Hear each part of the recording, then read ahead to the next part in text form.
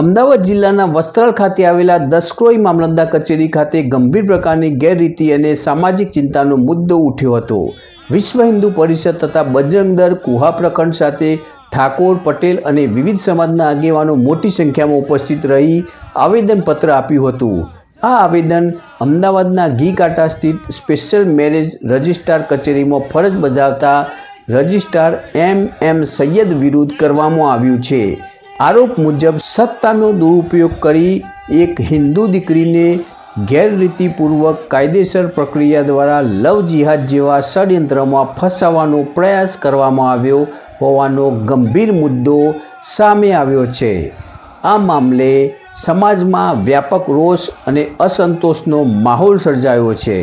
આ અનુસંધાને આગેવાનો દ્વારા માંગણી કરવામાં આવી કે સંબંધિત રજિસ્ટરને તાત્કાલિક સસ્પેન્ડ કરવામાં આવે અને સમગ્ર મામલે નિષ્પક્ષ અને ઊંડાણપૂર્વક તપાસ માટે એસઆઈટીની રચના કરવામાં આવે। આગેવાનો દ્વારા સ્પષ્ટ શબ્દોમાં જણાવ્યું છે કે જો કોઈ પ્રકારની ગેરરીતિ સામે તાત્કાલિક કડક કાર્યવાહી નહીં કરવામાં આવે તો આવનાર સમયમાં વિશાળ સ્તરે આંદોલન કરવામાં આવશે।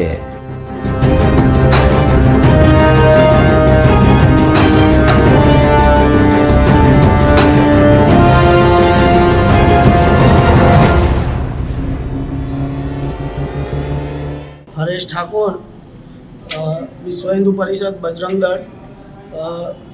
आज रोज दसक्रोई मामलतदार खाते विश्व हिंदू परिषद तथा हिंदू समाजना विविध आगेवानो द्वारा एक आवेदनपत्र आपवामां आव्युं छे के 3/3/2026 रोज घी कांटा खाते एम सैयद नामना सरकारी रजिस्टर द्वारा एक हिंदू दीकरीना खोटी रीते मेरेज कराववा माटे थई અને જે કચેરી 11 વાગે ખુલવાનો સમય છે એ કચેરી 9 વાગે ખોલી અને વકીલના ડ્રેસની અંદર એમની ઓળખ છુપાવી અને લગ્ન કરાવવા માટે જઈ રહેલા એમ સૈયદ વિરુદ્ધ હિન્દુ સમાજ અને વિશ્વ હિન્દુ પરિષદ આજે મામલતદાર કચેરી આવેદનપત્ર આપવા માટે આવ્યા છીએ કે એમ સૈયદને સરકારી નોકરીમાંથી તરત ફરજ મુક્ત કરવામાં આવે તથા તેની ઉપર કડકમાં કડક પગલાં લેવામાં આવે તથા આવી અનેક હિન્દુ દીકરીઓને તેને ખોટી રીતે મેરેજ કરાવ્યા છે।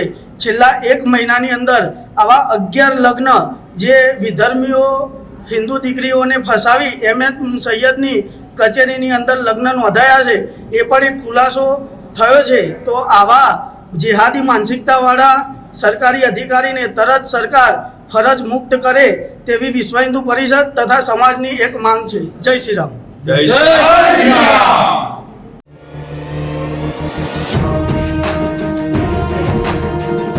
બ્યુરો રિપોર્ટ જીજોલ ગુજરાતી ન્યૂઝ, અમદાવાદ।